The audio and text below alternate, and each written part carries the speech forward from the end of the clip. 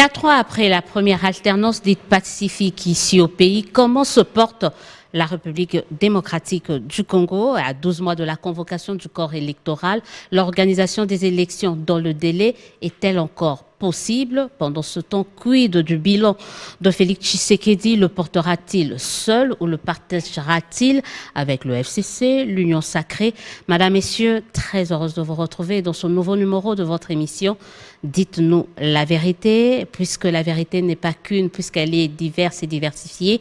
J'ai le plaisir de recevoir pour vous, dans le cadre de cette émission, Paul Tshilombo. Bonjour et bienvenue. Bonjour Madame Élisée. Avec vous, cadre député national, cadre de l'UDPS, on parlera justement de la structuration ou de la restructuration de ce parti dans le cadre de cette émission. Je parlais de la vérité qui est multiple et diversifiée. On essaiera de connaître votre part de vérité dans le cadre de cette édition, dans le cadre de cette émission. Mais déjà, dites-nous, Paul Tshilombo, député national, UDPS au pouvoir, comment se porte le pays? Le pays, d'abord merci, je vous remercie pour cette invitation et l'opportunité que vous me donnez pour pouvoir m'exprimer dans votre émission. Dites-nous la vérité. Sûrement vous aurez ma part de vérité. Ma part de vérité veut que je puisse dire que le pays va mieux qu'il y a 4 ans, le pays va mieux qu'il y a 10 ans. Et quand je le dis, ce n'est pas du verbiage. Il y a des indicateurs qui peuvent nous le démontrer que lorsque Tshisekedi prend le pouvoir, nous étions dans une coalition FCC-CACH qui a duré plus de 2 ans et demi pratiquement, dont la moitié de toute la mandature. Le budget national était autour de 4 milliards, 5 milliards. Après réduction de compte, c'est 4 milliards 600 millions peut-être. Aujourd'hui, on parle de 14,6 milliards de dollars. Ça, ce sont des faits. Et comme vous, les journalistes, vous aimez dire devant les faits, on se tait. OK. Aujourd'hui, le Congo est un grand chantier dans tous les domaines, dans tous les secteurs de la vie nationale. Je ne sais pas, peut-être vous allez m'aider, m'en citer, mais je ne sais pas un seul secteur de la vie nationale qui est en train de regresser. Nous vous avons parlé de la gratuité de l'enseignement, qui est une réalité aujourd'hui. La couverture santé universelle qui sera une autre réalité très bientôt. Nous avons les giga-projets de 145 territoires qui, d'ailleurs, les fonds ont déjà été alloués, les agences ont déjà fait des appels d'offres, les entreprises ont déjà été sélectionnées. Donc, je vous dis que le Congo, avec Tshisekedi, va mieux. Mais cela ne veut pas dire que tout va comme on le voulait. Il y a encore plusieurs défis à relever. Et si vous voulez, on va en parler. Peut-être avec vous, certains, dans ceux qui nous suivent, risquent de dire, mais il dit tout ça avec ses lunettes de député national qui touche à peu près 21 000 dollars. Mais je reviens, vous avez dit, vous avez commencé votre mandat avec la coalition, mais les gens se disent, Kabila vous a légué un pays qui était avec ses 2 345 000 km². Aujourd'hui, c'est un pays avec dont une partie est occupée, c'est aussi ça. Oui, mais si vous voulez qu'on dise la vérité, il faut reconnaître que Kabila a laissé un pays. Unifié. Il est toujours un pays jusqu'à aujourd'hui. Kabila a laissé des problèmes des ADF Nalou, de l'insécurité dans toute la partie En tout cas, orientale. il n'a pas légué un pays sous occupation. On n'est pas sous occupation, nous sommes en guerre. OK? Laissez-moi terminer mes propos. Je veux dire que ce que Kabila a laissé sur le plan sécuritaire, c'est la continuation et c'est ce que nous sommes en train de vivre aujourd'hui. Je crois que tout Congolais conscient sait que notre armée a été infiltrée depuis très longtemps. Depuis l'avènement de l'AFDEL, Vous vous souviendrez que nous avons connu un chef d'état-major rwandais dans ce pays. Vous vous souviendrez que nos vaillants généraux, officiers des phases, je crois que c'est phases, c'est comme ça qu'on les appelait à l'époque, ils ont été envoyés au mouroir à Kitona. Vous vous souviendrez que la plupart d'officiers rwandais ont été nommés dans notre appareil sécuritaire, qu'il soit l'appareil sécuritaire militaire ou l'appareil sécuritaire civil. Et je vous dis ça, Kabila nous a légué ça aussi. On ne va pas refaire l'histoire, Paul Chilombo, tout ça, mais on il faut le se sait. référer à l'histoire. Mais après, c'est le même Kabila qui a Ouais. mis fin au brassage, qui a mis fin au mixage. C'est le même Kabila qui a dérouté, qui a mis hors d'état de nuire le M23 dont on reparle aujourd'hui. C'est aussi Oui, ça. mais qu'est-ce que le M23 réclame aujourd'hui? Qu'est-ce que le M23 réclame? L'application de la signature qu'ils ont eue avec Kabila.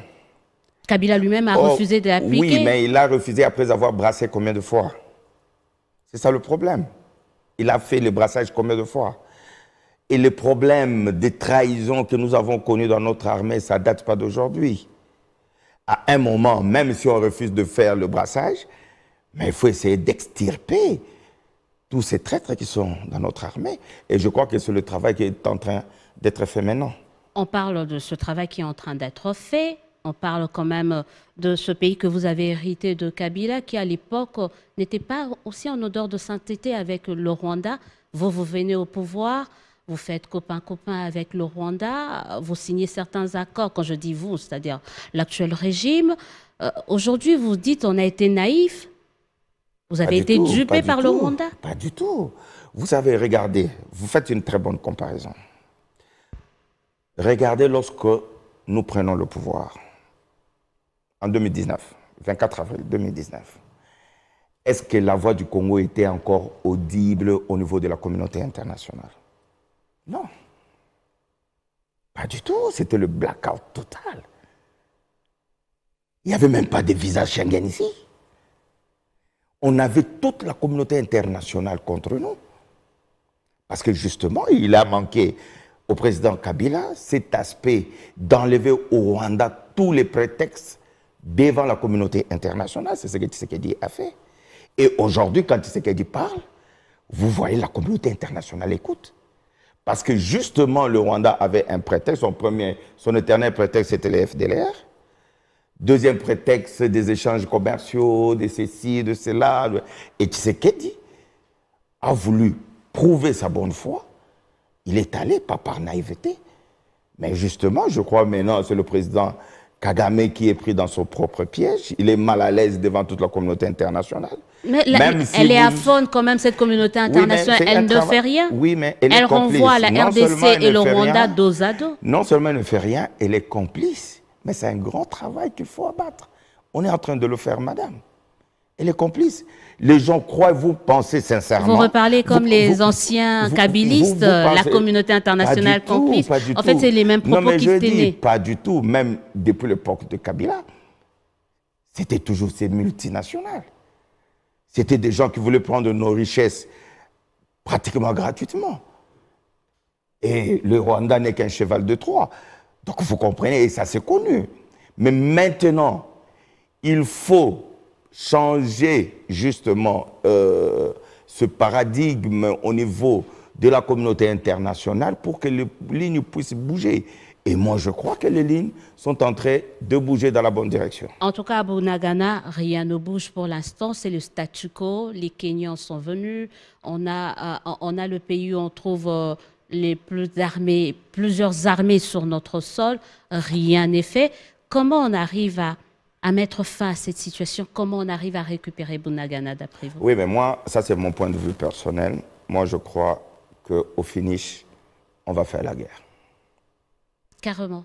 Il faut faire la guerre, mais il faut se préparer pour faire cette guerre. Ça va nous prendre combien de temps comme ça? Quand commence la guerre, on sait quand elle commence, on ne sait jamais quand elle se termine, madame. Donc, quand vous dites on doit se préparer, combien de temps de préparation? Ce sont des questions techniques, ce sont des questions stratégiques. Ce n'est pas à moi de devenir déballer les stratégies de notre armée sur un plateau de télé.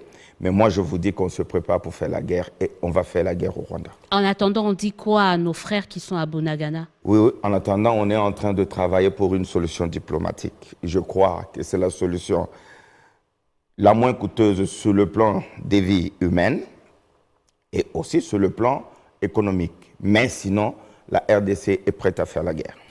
Quand on dit solution diplomatique, ce sont pratiquement des échanges. Qu'est-ce que la RDC propose? Qu'est-ce que la RDC est en train de mettre sur la table? La RDC, tout ce qu'il propose, c'est que les M23, les Rwandais puissent reprendre son cheval de Troie, que le M23, que le M23... Et en contrepartie? On n'a rien à donner, hein? On n'a rien à offrir, parce qu'on ne leur doit rien. Et comment vous comptez arriver à une solution diplomatique s'il n'y a pas de contrepartie? Non, mais attendez, vous venez, vous nous agressez, nous disons que nous ne voulons pas faire la guerre, retirez-vous. C'est une solution diplomatique. Si vous refusez de vous retirer, nous faisons la guerre. On fait quoi des discussions de Nairobi, de Luanda? Comment on Mais fait? tout ça, c'est dans le contexte diplomatique, donc madame. On discute, la RDC est en train de discuter sans contrepartie. On est en train de discuter, on n'a rien à offrir au Rwanda. Rien du tout. Ils nous agressent, le Rwanda nous agresse, le Rwanda est en train de nier qu'il ne nous agresse pas.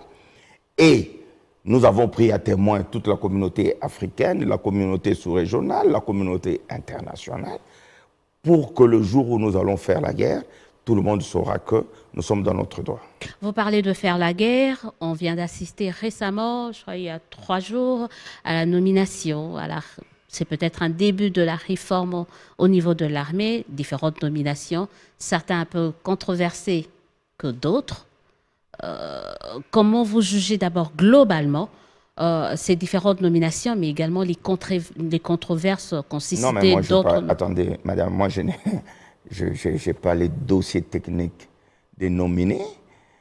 En tout cas, le général Tuwewe, je le connais personnellement, mais je n'ai pas assez d'éléments pour le juger.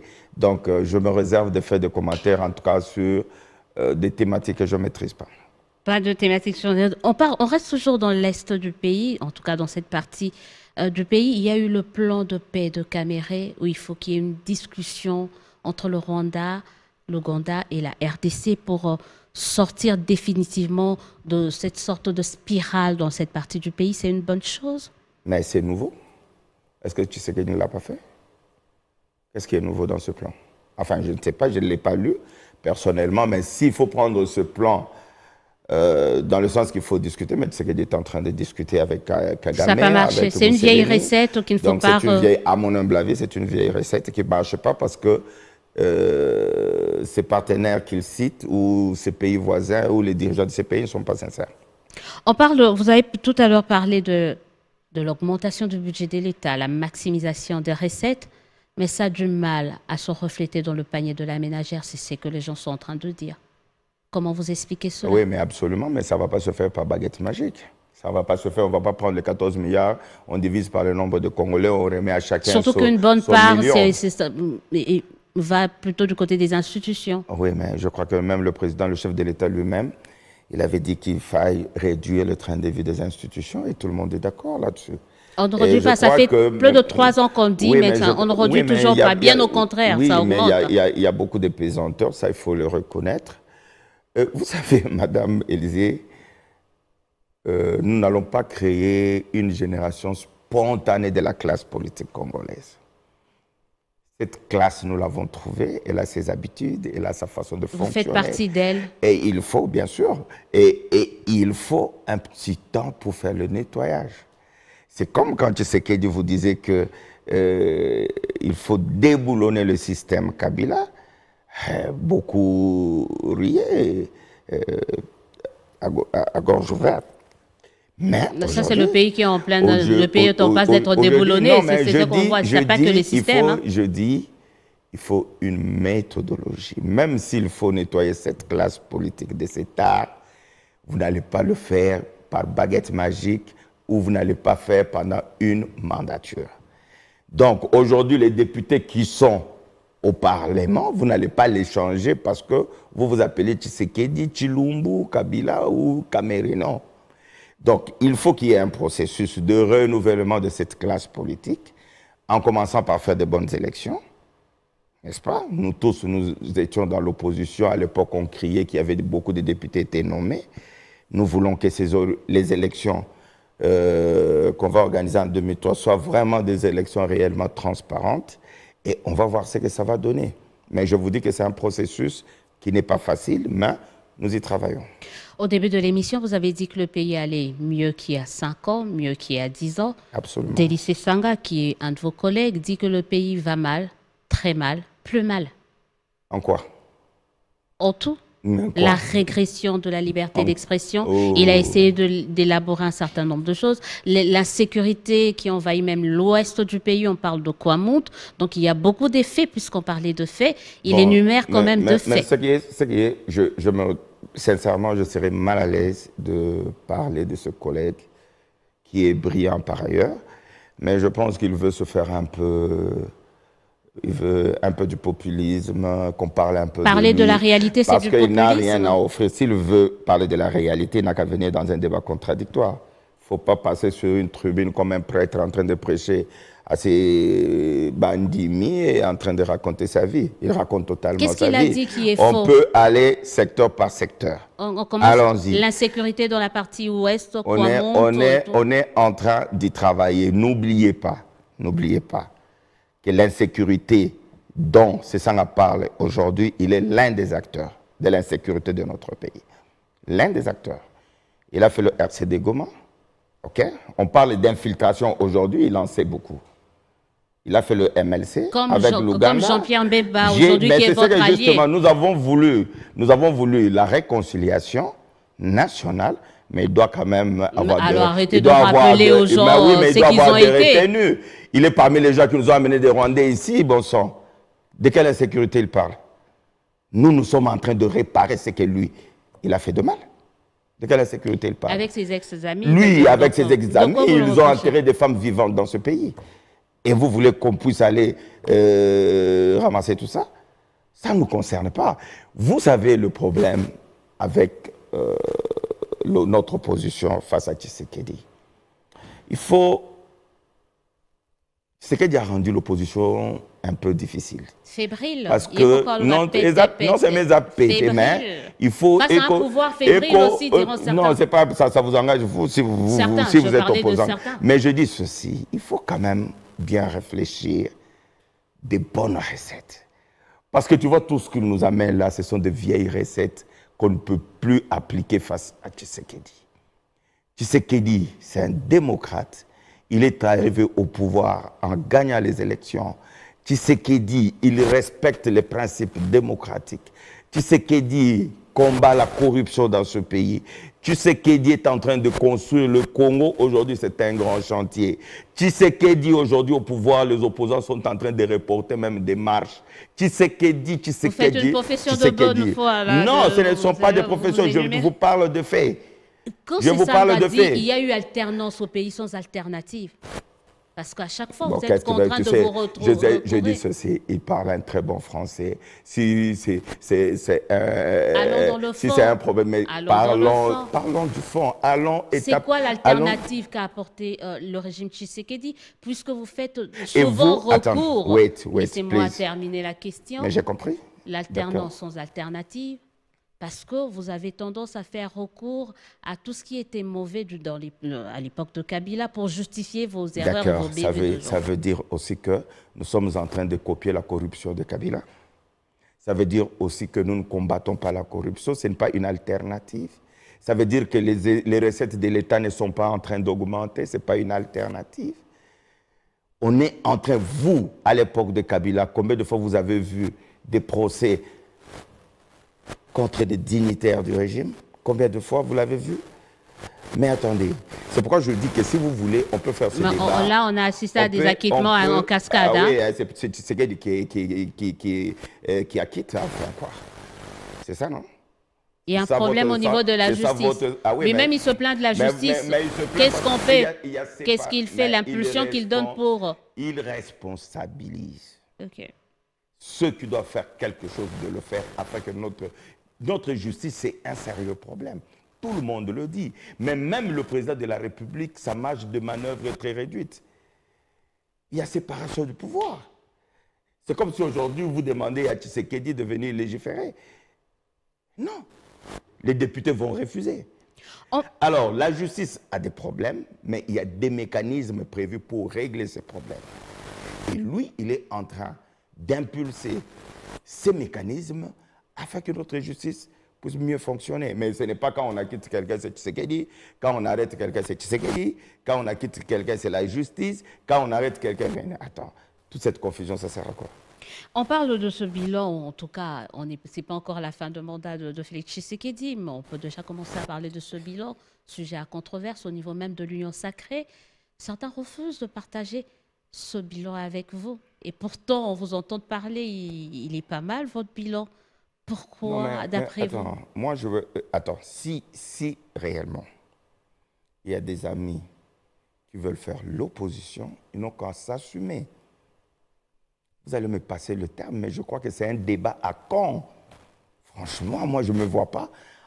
On étale des grands plateaux pour faire ce genre de débat. On n'assume pas, on assume. Mais attends, vous faites quoi dans le gouvernement? Vous êtes des irresponsables. Aujourd'hui, mon ami Chérubin Okende, qui est en train de gérer le ministère des Transports, il est attendu au Parlement, n'est-ce pas? C'est Tshisekedi qui va répondre. Chaque ministre est responsable de son secteur. Entre de l'autre côté, ils n'ont pas dû les... Mais attendez, mais justement, je dis c'est un débat con. Soit vous vous assumez, c'est ça la différence de notre école à nous. Nous, quand Tshisekedi dit vous ne partez pas, on ne part pas. Et c'est ça le malheur de faire la politique avec des commerçants. À qui vous faites allusion? À ceux qui ne veulent pas assumer, qui sont dans le gouvernement. Et vous avez posé la question, vous parliez de qui? Votre côté, il n'y a pas de commerçants? Non, j'arrive. Moi, je ne me vois pas, moi, ministre d'un secteur, et je dis que je suis irresponsable. En tout cas... Attendez, s'il vous plaît, je peux répondre. On va juste expliciter, on va citer le nom, on ne va pas avoir foi, on parle de ensemble. Et de ce que je crois, c'est que j'ai entendu les responsables d'ensemble ont dit qu'ils vont assumer les responsabilités relatives au secteur de leur portefeuille. C'est irresponsable. Mais pas un bilan général. Mais pourquoi il y a la solidarité gouvernementale? Pourquoi? Dans les réunions des ministres, vous pensez sincèrement que tout ce que les ministres font, ils décident eux-mêmes, ils ne viennent pas débattre au niveau du Conseil des ministres? Tshisekedi a eu à gérer avec le FCC. Je peux terminer. Je vous en prie. OK. N'est-ce pas? Est-ce que lorsqu'il y a Conseil de ministres, quand le ministre Mouya a fait le compte rendu, là, il fait le compte rendu de quoi? De qui? De Tshisekedi? De ce que Tshisekedi a décidé? Ou c'est que les ministres, d'abord, ils ont présenté des dossiers, ils ont défendu les dossiers, et les dossiers ont été adoptés au niveau du Conseil de ministres. Et un ministre comme ça, il vient vous dire que non, moi je suis irresponsable. Mais attendez. Bon, certains disent que c'est une stratégie politique, mais attends, vous savez, nous avons gagné ce pouvoir sans Katumbi, sans l'ensemble. Ils sont venus avec nous Kabila rejoindre. Que vous avez lâché d'ailleurs. Ils sont venus, ça c'est un autre débat, on parlait d'ensemble, je crois. D'accord. Ils sont venus nous rejoindre, ils n'ont qu'à partir. Et nous allons subsister sans eux. Ils veulent nous voir en face d'eux, nous serons en face d'eux. Nous assumons notre bilan. S'ils sont irresponsables, qu'ils restent dans leur coin, nous allons nous affronter bilan contre bilan. Est-ce qu'au fond, le problème, ce n'est pas cette pression de l'UDPS ou d'une bonne partie de l'Union sacrée qui veut contraindre des députés, des ministres à choisir entre leur leader politique et Félix Tshisekedi? Et ils l'ont fait, l'UDPS l'a fait où? Attends, vous voulez nous faire croire que la représentation nationale ne peut plus interpeller un ministre parce qu'il doit faire un choix? Il n'interpelle pas les ministres qui ont fait allégeance au président Tshisekedi, on a vu. Et Asselo quand Asselo était interpellé au Parlement, il était ministre de l'ensemble. Qui a fait allégeance, par exemple? Parce que moi, je ne connais aucun ministre qui a fait allégeance. Il y a des ministres qui s'assument, qui disent que nous sommes responsables de nos secteurs. Nous ne pouvons pas dire aujourd'hui que tous les bilans, c'est Tshisekedi qui assume lui seul. Et quand on dit ça, ça veut dire faire allégeance. Ce sont des gens responsables. Alors, ceux qui estiment que ce sont des irresponsables, entre guillemets, parce qu'ils ne sont responsables de rien, même des ministères qu'ils gèrent, c'est leur problème. Mais cela ne peut pas empêcher les députés de faire leur travail quand même, madame. Et le contrôle parlementaire, c'est une prérogative de l'Assemblée nationale. Et je crois que mon ami, que j'aime beaucoup, Cherubin Okende, il vient aujourd'hui présenter ses moyens de défense. Vous comprenez? Donc, il n'est pas encore condamné. Nous tous, d'ailleurs, après cette émission, je cours pour aller entendre ses moyens de défense. Et moi, je ne vois pas jusque-là une décision définitive qui a été prise. En tout cas, on rappelle à ceux qui nous suivent que cette émission, on l'a enregistrée le mercredi, donc pendant le jour où a lieu quand même ce débat autour de la motion de défiance contre Cherubin Okende. Mais on se dit, face à des problèmes comme des problèmes suscités par exemple par le RAM, on n'a pas vu une motion de défiance des députés, alors que le RAM a fait beaucoup de mal à la population congolaise. Et du coup, quand c'est Cherubin Okende dans un secteur... Mais est-ce que, madame, est-ce que vous... On se dit, les critères, oui, mais comment ça se passe?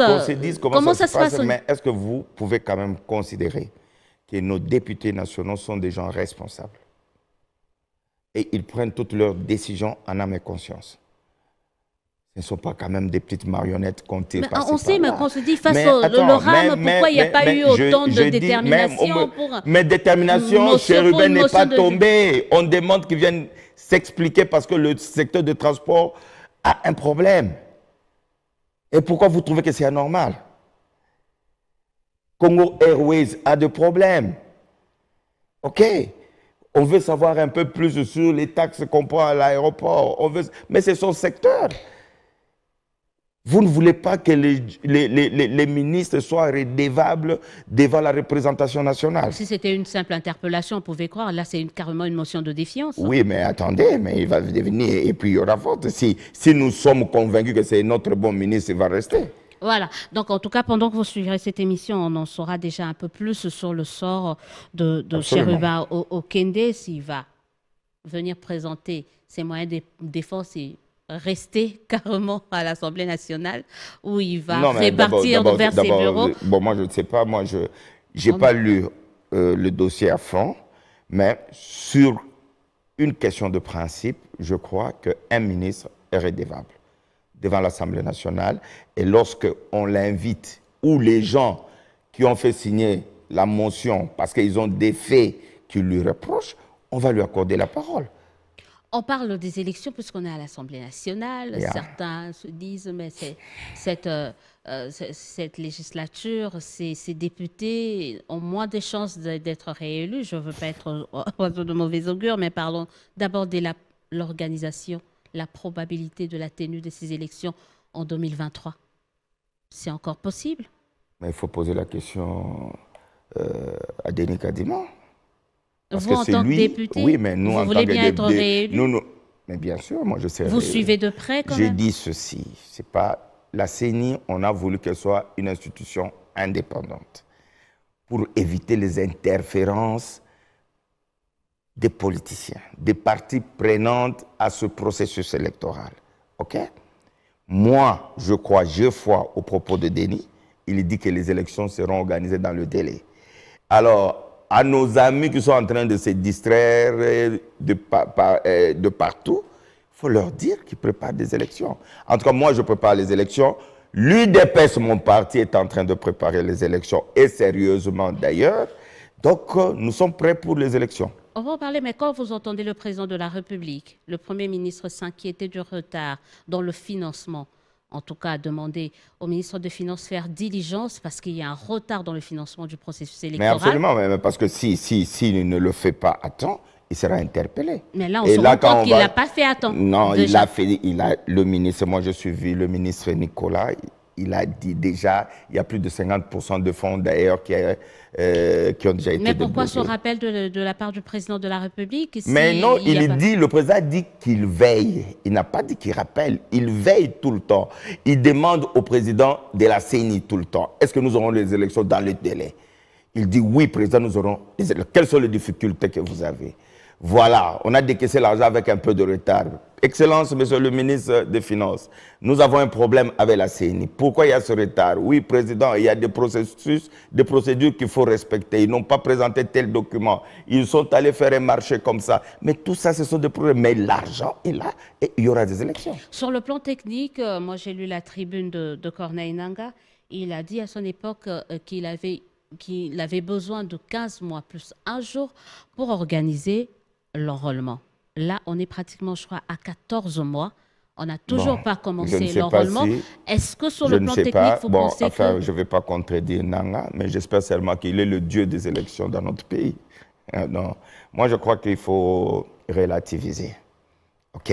Nangaa on fait confiance à Déni Kadima, les yeux fermés. Moi, je fais pas les yeux fermés. Toutes les composantes sont là-bas. Toutes les composantes sont représentées. Donc, ça veut dire que s'il y a des problèmes, réellement, tout le monde saura qu'il y a des problèmes. Mais en tout cas, jusque-là, ça ne sert à rien de s'alarmer. Jusque-là, ça ne sert à rien de s'alarmer. On verra. Peut-être certains continuent à espérer un dialogue. Parce qu'il y a des controverses, parce qu'il n'y a pas encore une certaine unanimité dans la composition de la CENI, dans la loi électorale. Madame, l'unanimité, il faut l'attendre peut-être au ciel. Un consensus? Je dis, quel consensus? Ceux qui disent qu'on ne veut pas de cette CENI, on ne veut pas de ça, ils sont en train de rêver. C'est comme l'histoire des machines à voter, pas machine, et à la fin, tu vas avec cette machine et puis tu deviens président élu. Tu comprends? C'est un peu ce genre de bêtises qu'on est en train de... Moi, je crois sincèrement que nous, en tant que politiques, nous, en tant que membres des partis politiques ou responsables des partis politiques, il faut être plus responsable que ça. Il faut préparer les élections. La plupart de tous ces partis mallettes ont peur des élections. Ils vont chercher des conciliabules, ils vont chercher des consensus. Quel consensus on cherche alors que la CENI est en train de travailler, on est en train de préparer déjà l'enrôlement. Vous cherchez encore les consensus. D'aucuns contestent encore Déni Kadima. Et le FCC, le PPRD conteste Kadima. Ils veulent encore un consensus. Mais attends, on ira aux élections. En 2023. On ira aux élections. En 2023. Absolument. En 2023. En tout cas, je fais foi aux propos de Déni Kadima et je crois que l'argent, et là je ne vois aucune raison, peut-être des contraintes qu'on ne maîtrise pas, mais sinon, moi je crois qu'il y aura élection. Élection, l'UDPS, vous l'avez dit, est en train de se préparer.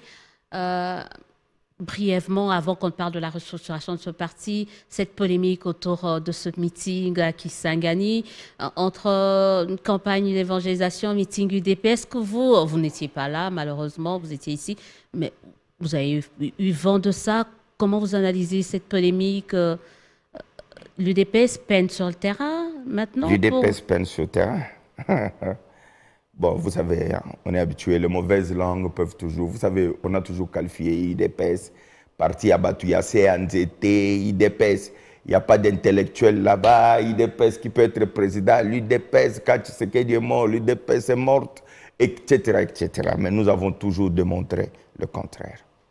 Ce qu'eux croient que c'est notre faiblesse, c'est ça notre force, justement. Le meeting, le secrétaire général a fait carton plein à Kisangani. A fait carton plein. Et d'ailleurs, il va encore... Avec la bénédiction d'un évangéliste. Quel évangéliste? Le prophète dont on juge... Mais pourquoi avant le prophète n'avait pas fait son meeting? Pourquoi? Bokabou a fait le meeting, c'est passé que le prophète fasse encore un autre meeting. Ou une autre réunion de prière, je ne sais pas. Non, attendez. Nous sommes UDPS, nous sommes un grand parti. Nous sommes en train de préparer les élections. Nous n'avons pas du temps pour ce genre de polémique. Basali plaint, Basali plainté, Basali bouillé, non. Ça, on laisse aux musiciens. Nous travaillons, ce sont les urnes qui vont trancher. Les urnes qui vont trancher, parlons quand même de la restructuration, de la structuration déjà. Je commence par ça parce que je me perds un peu dans la structuration. La nouvelle grille de l'UDPS, excusez-moi, bon, peut-être je ne m'y connais pas trop, mais c'est un parti quand même que je suis depuis longtemps. On savait qu'il y avait un président, un secrétaire général, on savait qu'il y avait, voilà, tous les organes. Maintenant, là, on ne sait plus qui fait quoi à l'UDPS, la structure, qui est président, qui est secrétaire général. On sait que c'est Augustin Kabouya.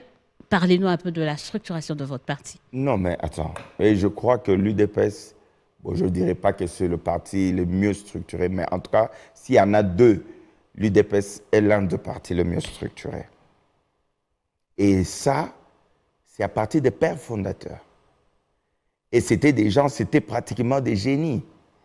L'UDPS est structuré comme l'État, le fonctionnement de l'État. Au fait, vous avez un président, vous avez un secrétaire général, qui est le chef de l'exécutif, au fait, du parti, et vous avez des secrétaires nationaux qui sont des ministres. Et à part l'exécutif, vous avez, nous avons notre CNI interne, qui est la commission électorale permanente du parti, présidée par Maître Jacques Chabani. Mais au-delà de ça, nous avons aussi notre Parlement, qui est la convention démocratique du parti. Vous comprenez? Et à part les organes centraux, nous avons maintenant les organes de base. Nous avons les fédérations. Et là, il y a une grande restructuration que nous venons de faire d'ailleurs, parce qu'avant, on avait une cinquantaine de fédérations. Maintenant, nous allons à 145 fédérations. Donc, chaque territoire aura une fédération. Nous sommes en train de travailler. À part les fédérations, nous avons les sections, nous avons des cellules. Donc, l'UDPS, c'est un parti... Ça, c'est l'organigramme. Et oui, dans le fait, dans la réalité, l'UDPS avait un président. Oui, mais le président... Indisponible, c'est l'actuel président de la République. Oui. Il y a eu un président AI qui est parti. Maintenant, comment ça se passe? C'était ça, la guerre qu'on avait avec Jean-Marc Kabound, parce que nos statuts ne prévoient pas un président AI. Au fait, Jean-Marc Kabound était secrétaire général, nommé par le président Félix Tshisekedi. OK? Quand le président est élu, il devient incompatible avec la fonction qu'il occupait au sein du parti. Ce qu'il fallait faire, c'est organiser un congrès pour élire un nouveau président. Et ça, Jean-Marc n'a pas voulu faire ça. Lui, en tant que secrétaire général, il s'est autoproclamé président AI. Mais aujourd'hui... Ça n'avait pas dérangé le président qui est en... Oui, mais le président ne gérait plus le parti. Il est président de tous les Congolais, il est président des gens du PPRD, du MLC, de l'UNC, de l'UDP, de tout le monde. Il ne peut plus s'ingérer dans des faits privés. Le parti est un fait privé. Donc, c'est pour dire que il y a eu un peu cet embrouille avec Jean-Marc Kabound, etc. Mais quand il est parti, tout est devenu... Donc, le numéro 1 du parti actuellement, c'est le secrétaire général Augustin Kabouya. Donc le parti n'a toujours pas de président? On ira au Congrès lorsqu'on voudra avoir un nouveau président. Mais on n'a pas de président jusque-là. Vous ne pensez pas y aller? Oh, bien sûr, mais nous irons au Congrès avant. Comment est-ce que nous allons choisir notre candidat président de la République? Nous irons au Congrès. Pour l'instant, Pour l'instant, c'est le secrétaire général qui gère le parti. Avec les secrétaires nationaux qui sont des ministres, avec la CEP qui est la structure organisatrice des élections, et la convention démocratique qui est au fait au-dessus de toutes les structures du parti. Et vous, vous occupez quelle fonction au niveau... Je suis le secrétaire national du parti en charge des questions électorales et porte-parole. Dans l'organigramme de votre parti, on ne retrouve pas ce qu'on appelle les parlementaires debout. Ils sont où? Non, parce que souvent, ce sont des structures d'appui. Les parlementaires debout, ils sont organisés, ils sont reconnus par le parti, mais ce ne sont pas des structures formelles du parti, non. Non, même ceux qui insultent le docteur Mukwege, qui se revendiquent du Parlement des UDPS et qui insultent le prix Nobel de la paix. D'abord, je dis, ce ne sont pas des structures officielles du parti, ce sont des structures reconnues d'appui du parti. Et pour dire un mot, je crois que tout cadre de l'UDPS responsable ne peut pas accepter ce genre de propos envers le docteur Mukwege. Je ne vois pas pourquoi on va s'attaquer à quelqu'un, même s'il le disait qu'il est candidat président de la République ou candidat aux élections à la présidence, pourquoi on doit l'insulter? Mais il s'attaque à tout le monde, c'est ça le problème. C'est totalement... Attends, je dis, c'est comme l'insulte a été apparemment légalisée là-bas parce qu'ils font... Vous ne trouverez aucun cadre de l'UDPS en train d'insulter. Et je crois que ces propos ont déjà été condamnés plusieurs fois par le secrétaire général Kabouya. Et nous, tous cadres du parti, nous condamnons ces propos. Mais sauf qu'ils ne sont pas à leur premier forfait. Ils sont des récidivistes pour la plupart. Je dis qu'ils n'ont aucune fonction au parti. Il y a un d'entre eux, d'ailleurs, qui a fait la prison. Il a été arrêté. Il a fait la prison. Et je pense même que tout citoyen qui se sent concerné ou insulté ou gêné dans ses droits, il peut porter plainte. Moi, je ne vois aucun problème. D'accord, on va terminer rapidement avec cette émission. Vous avez dit que vous allez aller au Congrès pour désigner votre candidat président de la République. Est-ce que vous voyez, est-ce que Tshisekedi doit aller comme candidat UDPS ou comme candidat indépendant? En tout cas, moi, de mon point de vue, Tshisekedi doit aller comme candidat UDPS. Et vous allez faire quoi de l'Union sacrée ou de Plateforme, plateforme, de tous ceux qui se déclarent soutenir le candidat, la candidature de Ils vont soutenir Tshisekedi, candidat de l'UDPS. Chacun va battre campagne, il aura ses députés, mais il a pour candidat Tshisekedi, qui est le candidat porté par l'Union pour la démocratie. La question de faire comme Kabila. Je dis c'est mon souhait, c'est au président de décider, mais moi, en tant que cadre de l'UDPS, je crois que c'est ça vraiment notre souhait. Paul Tshilombo, moi je vous remercie d'avoir répondu à mon invitation. Un dernier mot rapidement en 30 secondes pour qu'on se sépare. Un dernier mot. Non, mais je crois qu'il faut garder espoir. Le pays est en pleine reconstruction. Nous acceptons les critiques, mais nous refusons des irresponsables. Si vous ne voulez pas vous assumer, faites l'opposition, on vous respectera. Merci beaucoup d'avoir répondu à notre invitation. Merci aux amis téléspectateurs, auditeurs, vous qui nous avez suivis de partout. Écrivez-nous, appelez-nous pour vos réactions et suggestions. On sera toujours là. En attendant, on se dit au revoir. À très très bientôt pour un nouveau numéro de votre émission. Dites-nous la vérité.